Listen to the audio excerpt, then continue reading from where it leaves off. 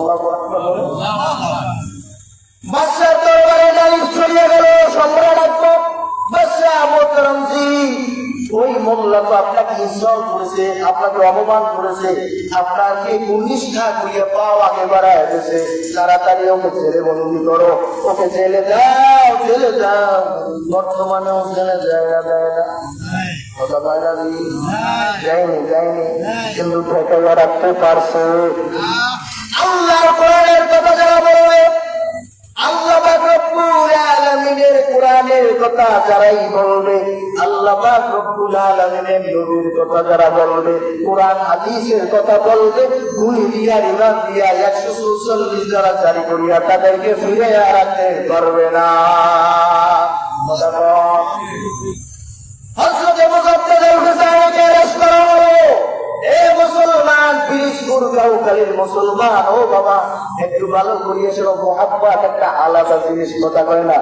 কেমন সরকার লাগাইছিলেন মুজাদ্দিদুল হুসাইন, আপনার সংস্পর্শে গিয়া মানুষগুলো কিভাবে পরিবর্তন হয়ে গেছে, গুন্ডা চোর বাটপার কিভাবে আল্লাহওয়ালা হয়ে গেছে, কেউ শোনেন। হযরত মুজাদ্দিদুল হুসাইনকে জেলে বন্দী করা হলো।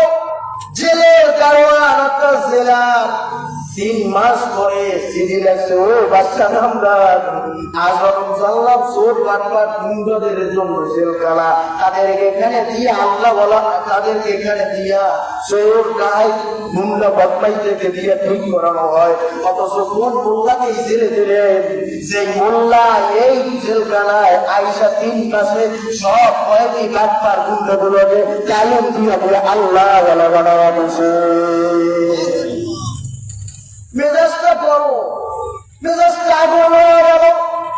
এইবার তাড়াতাড়ি সৈন্য সামন্ত নিয়ে রওনা দিল। রওনা দিয়ে যখন জেলের গেটের কাছে গেছে, জেলের গেটের কাছে গিয়ে দেখে জেলের দরজা খোলা। আল্লাহু আকবার, জোরে করেন আল্লাহু আকবার। জেলের দরজা খোলা থাকলে মনে হয় আসামি সবই থাকে নাকি?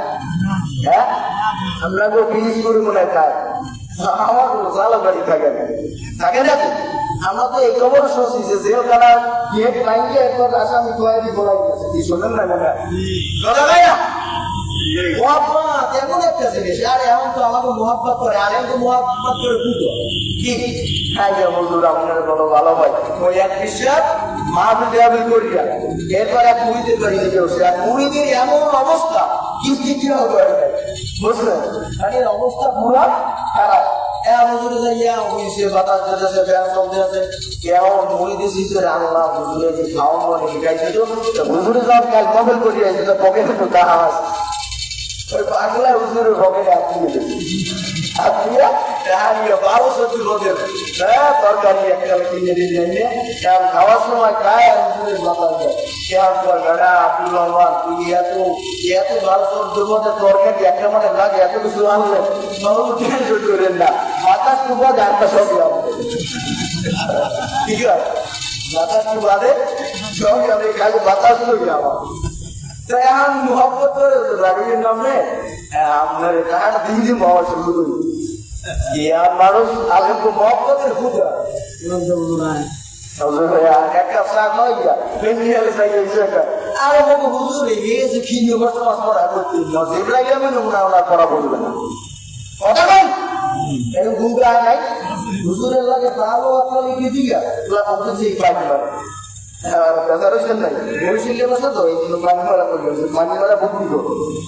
মুসলমান মনে নাই।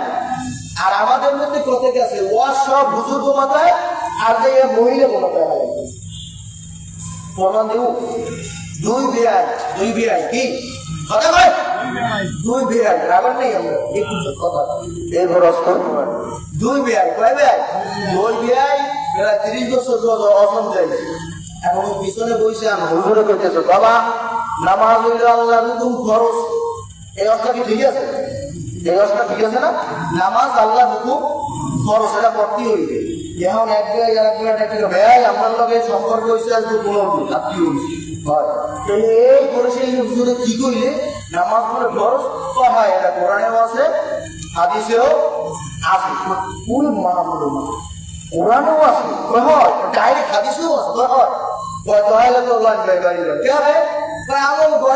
নামাজ পড়ে হ্যাঁ মহিলা কথা কর আমরা পড়ুন না আমি বললি তো তুই খালি আপনি আমাকে কথা কয় আমরা বেটা মানুষ বললেও আসি না বললেও আমরা বেটা মানুষ বললেও আসি না বললেও গেছে আমরা অট্টা ওষুধ নিয়ে বাড়ি গেছি বাড়িতে গিয়া কুসুমের মা দরকার করছে দুটিয়া কথা শুনছো কি কুমিল্লার হুজুর মহিষের হুজুর রস করছে নামাজ আল্লাহর খুব খরচ এটা কোরআনেও আছে কোরআনেও আছে হাদিসেও আছে তুমি নামো পানির মধ্যে গোসল করো পশু এসেছি তুমি এখন কি করো গোসল করো উজু করো এরপর নামাজ পড়ো এখন বেড়ে কি মহিলা হয় নামাজ পড়তে মহিলাও বুদ্ধিমান মহিলা হেউকে গায়ে কুসুমের বাপ আমি মনে মনে নিয়ে করছি এই ঠান্ডায় আমার নামাইবেন কামলার মতো আমি এত মুখ টাকা সেই দিনের নাই আমি নামলে পানিতে আমলে লই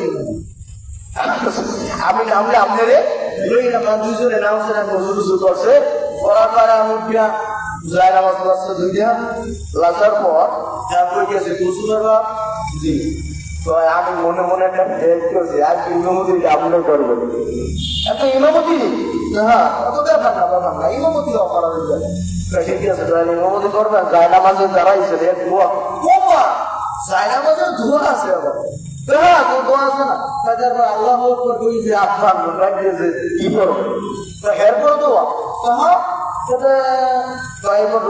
কি করবে তো হ্যাঁ ধোয়া আল্লাহ রাস্তায় ব্যবসায়ী এই নামাজ হুজুরে করো তোমারও দরকার নেই আমারও দরকার নেই নামাজের কথা এই যে আইয়া এটা ঘুমের বিপদ আমার মাথায় আসে বাপটাও হুজুরে এখন ঘুমাই করি এটা হইতেছে না গুমরা কথা এটা হইতেছে না গুমরা এরকম কিছু খাইছে হলো আমাদের সমাজে বাঙ্গাল আছে না নাই হ্যাঁ সব হুজুরের মাথায় আর বাইরের বাইরের লোকের মাথায় আছে না নাই এই রকমের অবস্থা মাগরিবের নামাজ টাউনের মসজিদ একজন ইমাম সাহেব আর মহাজের হুজুর আপনি নামাজ তো পড়েন আমার তো কিছু দূর ভয় করে একশো চোর ডাকায় সিন্দেগেরি আমার তো নইজি আলকে দিয়ে আপনার তো খবর নেই আপনি খালি আল্লাহ করে নামাজ পড়াই দিয়েছেন কথা কি করবেন একটা দেরি করেন দিয়েছে মুসলি আর কি এক কিছু দূর পর দেখতে আছে মসজিদের সেক্রেটারি ছেলে নাম হলো বিপ্লব নাম কি বিপ্লব শাসা বলে গেছে